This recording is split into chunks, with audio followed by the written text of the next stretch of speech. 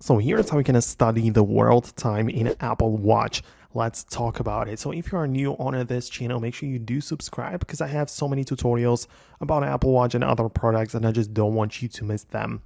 Okay, so there are more ways how you can check out and browse the world time. Well, the most common one is by opening up the world clock application, which is like this orange icon with a globe on it.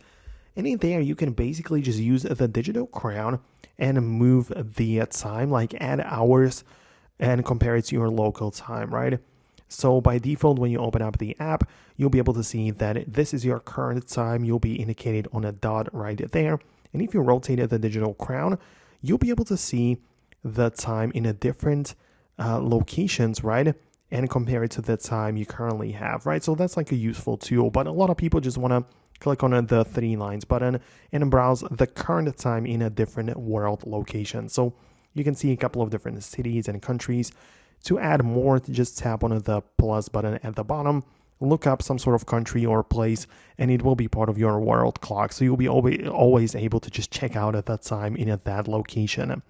Keep in mind, however, that by far the best way to know about it is to add a widget to the watch page, or like the watch clock phase, whatever you want to call it, right? So when you hold down on it, you'll be able to click on edit and manage the complications, right? So you can choose it in multiple different shapes, but whenever you get there, you can get to pick the world clock and you choose all of the cities which you have set up, right? So you have the ability to, those cities which we previously added to the app can also be shown on the watch face. Every time I take a look at the watch, I'll be able to see my current time as well as time in the location which I want to keep an eye out on.